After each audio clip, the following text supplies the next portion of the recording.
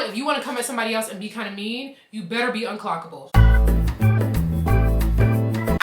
Alright y'all, episode 3 of Drag Race season 16. I'm so excited to get into this episode because the queens are finally meeting. Let me show y'all what I got to eat though. My favorite sushi, a side of fried rice. This is my favorite sushi ever. This is from Okinawa Hibachi and Sushi because y'all always ask me where I get this from. I asked for a yum yum sauce, but they didn't bring it. They never forget my sauces. They usually give me a million sauces and I'm like, this is too much. I gotta be rationing. Y'all rationing around here? And then also I got a sweet tea. Oh, and I get the house special roll. It's smoked salmon, tuna, avocado, cream cheese, seaweed, and it's deep fried and it's so good. It's really basic. I feel like it's very basic, but it's so good. Sweet tea, extra ice, because sweet tea don't be getting cold. Wow! Oh, that's really good sweet tea. Also, this place has like the best fried rice ever. I'm telling you, to this day, I haven't had fried rice at a place that will beat this. Yum. Yeah, see, I like to have this and the regular yum yum sauce. Delicious. That is so freaking good. I'm telling you, sometimes the most basic of things just be so good. Tell me that doesn't look yum. This is so good. I think I'm back on a sweet tea kick. Let me tell y'all, in college, there was a Chick-fil-A on my campus. Bad idea because I was there all the time, especially my first year. At the end of the day, like classes would be over. I'm like, let me go get my large sweet tea. But I can't even just say it's after classes were over. Sometimes just before class, I would get, and sometimes I would get like an extra, did they have extra larges? I don't know, but whatever size I was getting, it was huge. I was literally running off of sweet tea my first year. And now I'm back. Okay, so the queens met at the beginning of this episode. Couple things I want to say about that. One, they always make it like all shady and extra and the queens are like staring each other down and then they hug and then it's fine. I just want to say, Q's look when they met the other queens, so good. I'm telling you, she just has taste. Like I looked at her and I said, wow, this girl just really has taste. She had like this, it was like a matching set with a huge matching hat and it had like this Versace-esque kind of print. Don't quote me on that, but that's what it gave.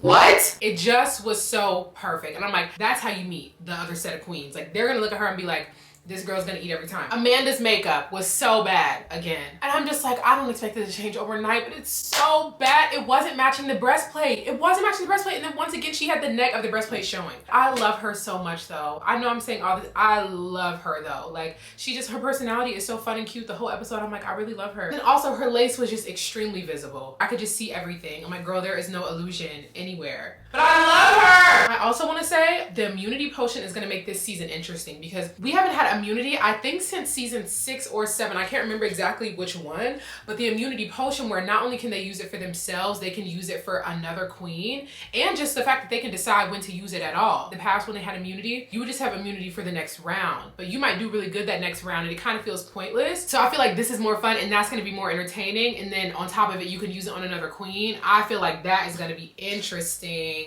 Also, I want to know if and when the Rated Queen results will be revealed. And I'm not talking about the results that they gave in the episode where they showed like who was ranked where. Plain Jane was shaking in her boots. Did y'all see her? The camera kept panning in on her face. She was looking like if these girls found out. And I'm like, no, stand on it. You want it to be shady with the ratings, stand on it. If you're gonna be a shady queen, at least be a shady queen with your chest. I just feel like if you're gonna go there, then go there. Don't now be like looking scared in the face because you might be exposed. No, girl, be exposed and stand on it. I want them to reveal that. That's messy though. First challenge was a design challenge. I'm like, who signed off on that? That was shocking. I am not used to, we know there's gonna be a ball challenge where they have like the 3 looks and one of the looks they have to make themselves. I'm not used to that being the first challenge of the season. Immediately, I'm like, I'm excited to see what Q and Dom were gonna bring. I feel like sometimes when queens are good at something, they get nervous when like that challenge comes up because they're like, if I'm good at this and I do bad, like it's gonna really be like a hit. Like, or they know people at home know them for something so they expect them to do really good,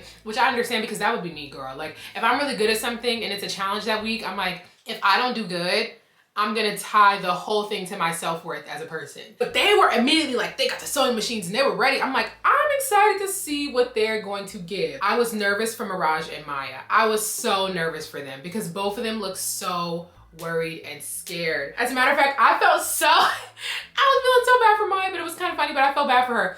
She's trying to make this tube top. She's sitting on the floor. I think it's maybe because in that moment, I just saw like youth in her. Like she reminded me of like a kid who was like really worried. Like girl, she puts the tube top on, the tube top does not fit. The tube top was not, I forgot who said it in the confessional, but I think it was Morphine. She was like, the tube top is not tubing at all. And it wasn't. And it made me feel so bad for her sitting there on the floor. She's sitting on the floor, put the tube top on. And then Mirage was like, ooh, we might be lip syncing this week. I don't want Mirage to be in the bottom, but I would love to see her in a lip sync battle. That's all I'm gonna say. After her talent show performance, I'm like, she would be a lip sync assassin. I also wanna say, Mirage is gorgeous outside of drag. I know in the first episode we saw her in her confessional, but she like had her braids in and her thing or whatever, and I was like, oh, she's like so cute. But seeing her around she had her hair just like out and wavy, and then she had this headband on, and I'm like looking at her and I'm like, she is so pretty. I want another swoosh. Yum.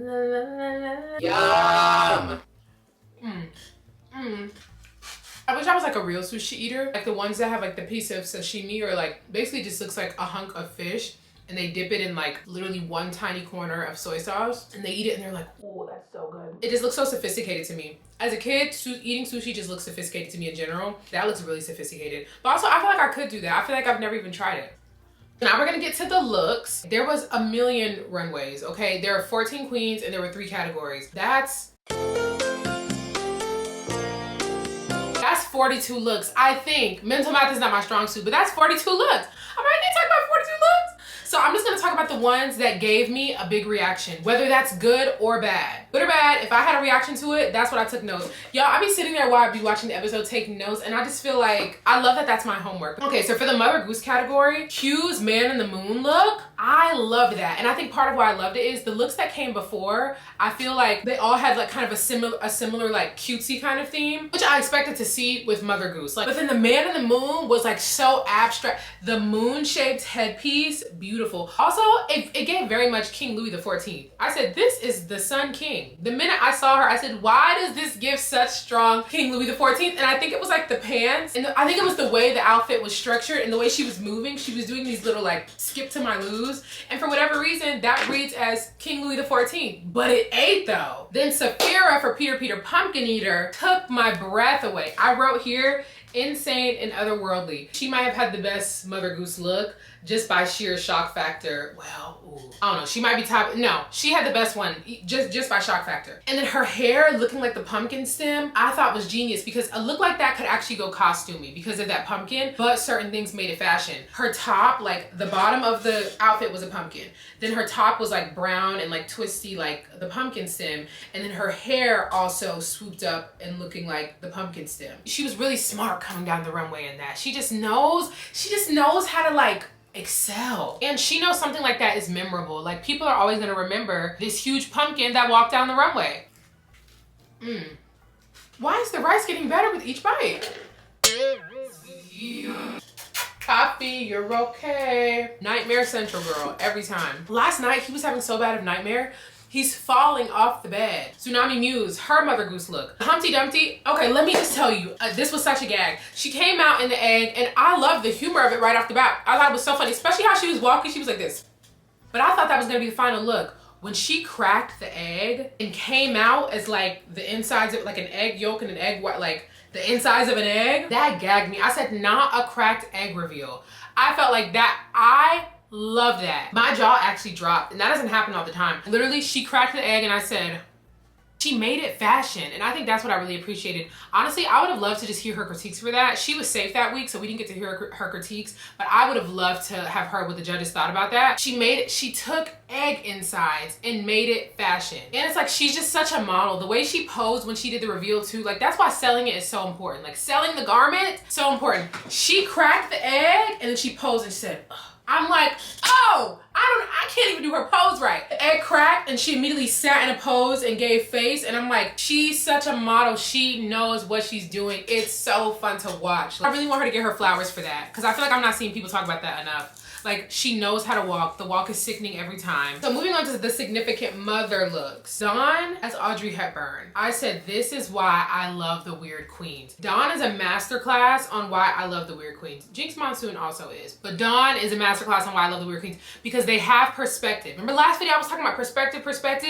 This is it. Seeing Dawn's perspective on Audrey Hepburn, it was perfect because it was different, obviously, than the original photo that she referenced, but it was still beautiful and it didn't take it so far outside of Audrey Hepburn where it's like, who even are you? How do I identify you? We are looking inside of Dawn's world, like what Audrey Hepburn looks like inside of Dawn's world. She had the traditional Dawn makeup on, but it wasn't too far left to where it seemed like it didn't go. The fact that she said this, she was like, I feel like I'm giving versatility with this look. She absolutely did, because she gave glamour. The minute she walked out on that runway, I'm like, this is glamour. She looks so classy and beautiful. Still Dawn at the same time. Still Dawn, but it's glamour Dawn. That white hat she had, perfect. I'm like, these are perfect touches. This is not a part of the original outfit, but this, at least I don't think it's a part of the original outfit. I've never seen Audrey Hepburn wear that white hat like that. And she has this white scarf that's just barely dragging the floor. I said, that is just dramatic enough. That is just enough drama. I love when an outfit has a little bit of drama to it. She had these hip cutouts in the dress, like these small hip cutouts, and I'm like, this is so beautiful. I would have never thought,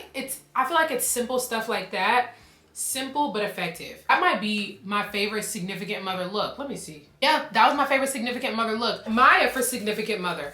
I liked Maya's Lil' Kim look. Michelle Visage was saying it was reading Missy Elliott. I'm like, I didn't see it as reading Missy Elliott. That could have been because they had the reference picture of exactly which outfit she was referencing. I honestly wish, do the judges have the reference pictures? It doesn't seem like they do, but I kind of wish that they did. That way they could see the outfit that they're emulating. Maybe they don't want to do that because it would like affect their judging. Like if they don't see those reference pictures, it's up to the queens to really convey who they're conveying, because they've had other challenges where the queens are like dressing as another celebrity but making it their own. I don't know, but I actually liked Maya's spin on it because she still had the same like the green bikini netted bodysuit under it, but instead of like just a regular like netted bodysuit, it was like sparkly, the green jacket. She also did Lil' Kim's famous like, which I love. You can't do Lil' Kim nothing and not do.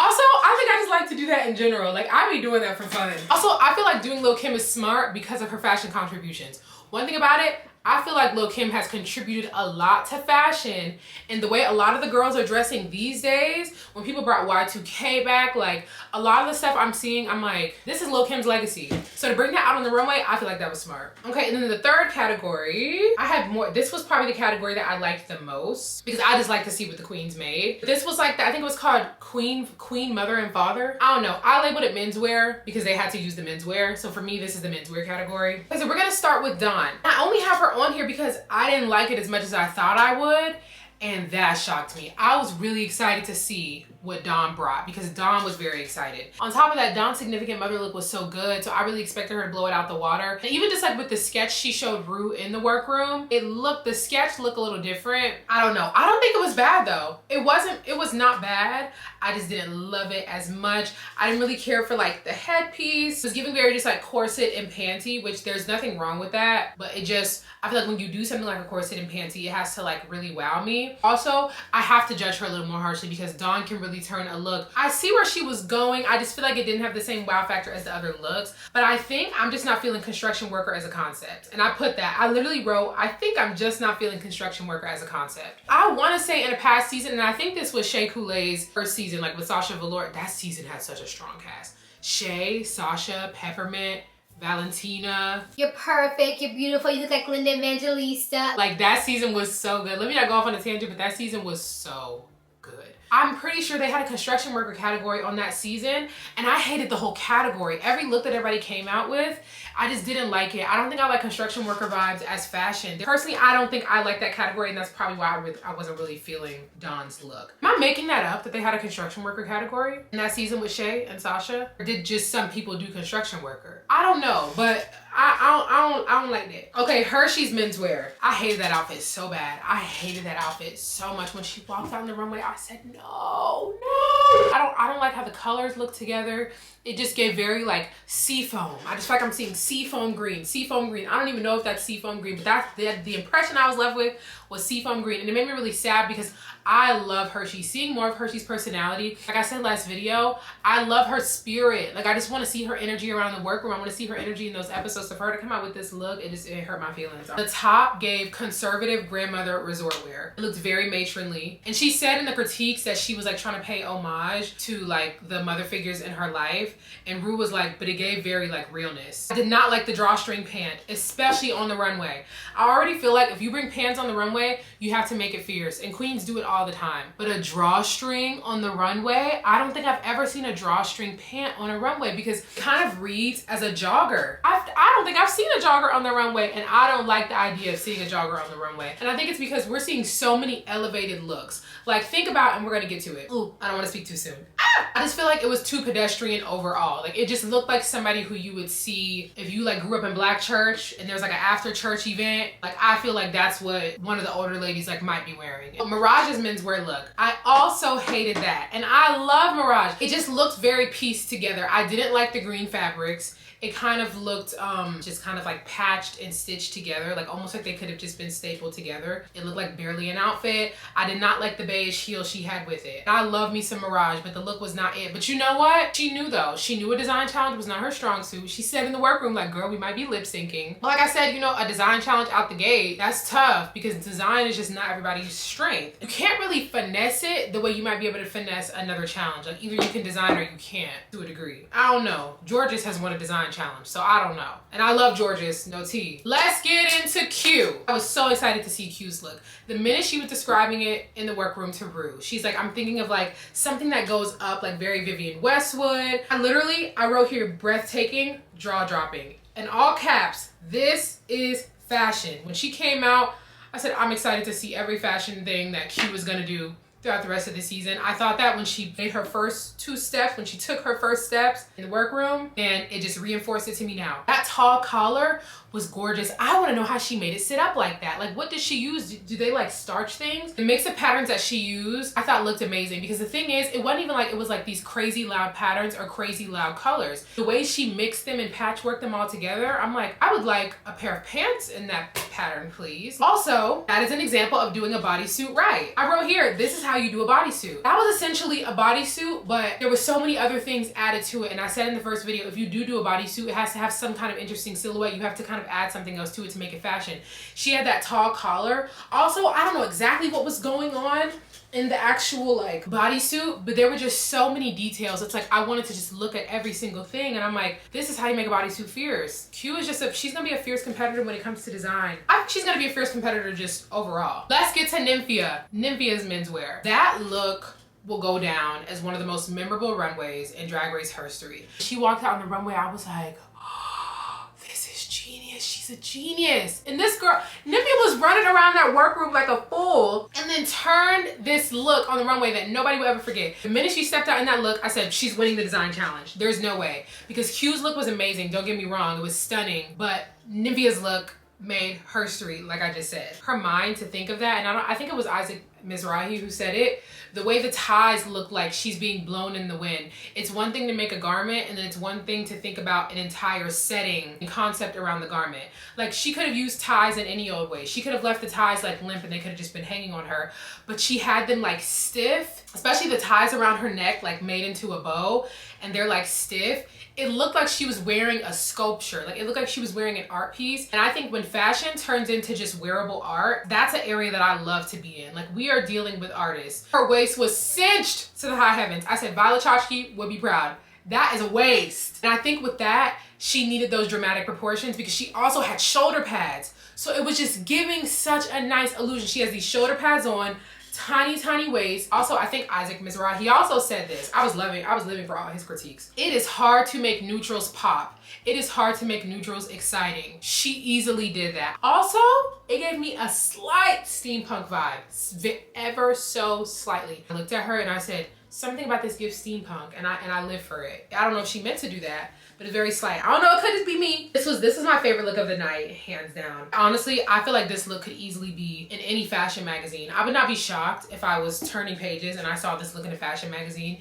It's so correct. And I wrote here, this look represents one of the things I love the most about drag. I feel like a lot of these queens do things on the same level when it comes to like design and making garments.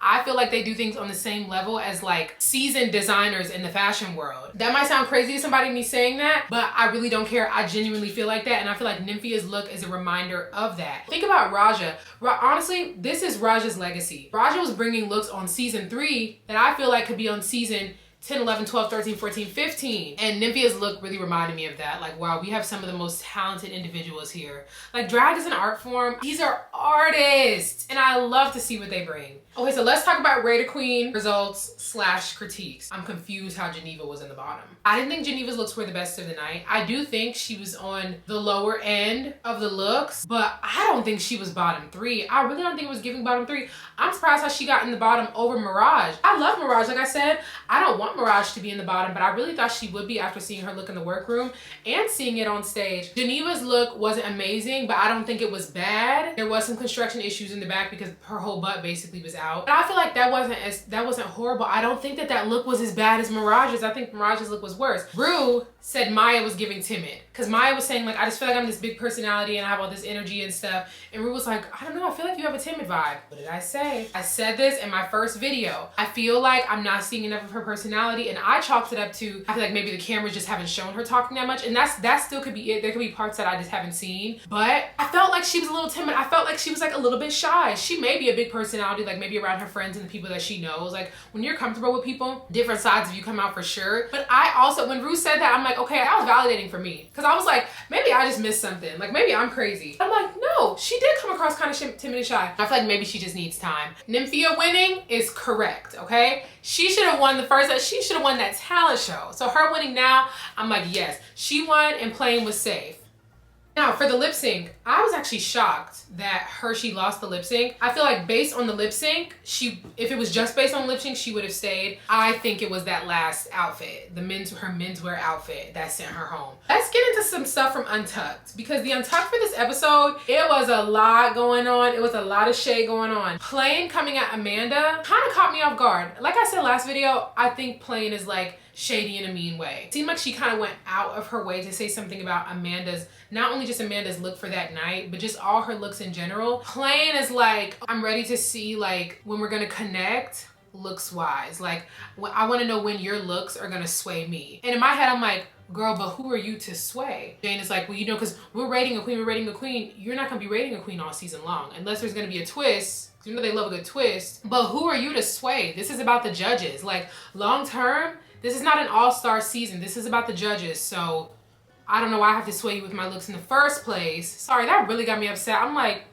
I just think overall it came across as unnecessarily harsh. And like I said, there's a difference between a fun, shady queen and a mean queen. Think about last season. Mistress, Luxe, both extremely shady, but they were funny though. They were funny, and Mistress specifically had a lot to say all the time. Mistress was funny, and I never thought that Mistress was coming from a place of just trying to be mean, but she was also like witty, and that's the thing about reading. When you are a fun, shady queen and you shade people all the time, you have to be good at reading. Plain isn't good at reading, so it just comes across as mean. Bianca Del Rio, I always use her as an example, comes up with the best reads. And she's always funny. She's always quick. She always thinks of something that nobody else thinks of. Bianca was reading people all season long. But when I look back, I can truly say I don't think Bianca Del Rio was ever mean. At least right now, Plain hasn't really shown me like the creativity, the wittiness, the funniness needed to be somebody who just reads and it doesn't come across as like, literally, why is this girl just attacking me? And then it just kind of seemed unwarranted. I know they're there to talk about things. I know they're there to talk about people's looks, but it just came across kind of like,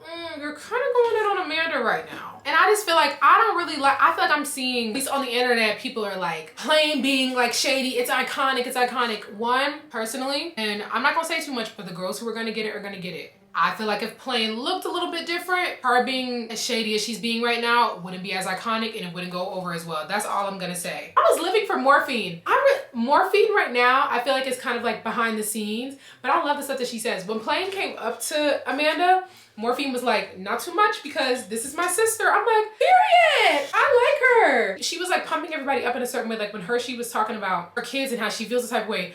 Morphine is like, you were picked out of all these queens of the nation to be here. And I'm like, I love a queen like that. Like, I'm excited to see some of her personality just because of that moment. And then I was living for Plasma. Plasma was like, not you're reading her while your bracelet is being tangled up in your arm hair. And when James turned around and said, who said that? Plasma said, stood on it. Plasma was giving, I said what I said, 10 toes down, like, it was me, I said it. Jane's like, I don't even know why you're playing. She was like, because I just don't agree, my love. She hit her with a my love. I said, oh! She was very unshaken. Very much, I said what I said. Well, I just don't agree, my love. I feel like if you want to come at somebody else and be kind of mean, you better be unclockable. If you wanted to come for somebody like that, you had to look like Nymphia that week. I don't think Plain just has like hatred in her heart. I don't think she's just like some bad person. Like, people are dynamic. People are not just one-dimensional. I know there's more to her, but I'm just saying how she's coming across right now is unfavorable to me. We'll see what the next episode brings. But I am loving this series, y'all. This is so much fun. There won't be a video tomorrow as far as like content outside of Drag Race. But next Friday, we will have another Drag Race video. And then next Saturday, we will have my North Dakota vlog. Because y'all, I leave for North Dakota today's Friday that y'all are seeing this. As a matter of fact, as y'all are seeing this, I'm currently in North Dakota. As y'all are seeing this, I got to North Dakota yesterday. So that vlog will be up next Saturday. That's gonna be interesting. We're gonna see what it's giving. Also, subscribe, turn on my post notifications so that when I post, like, y'all know what's going on. And I'll see y'all next Friday.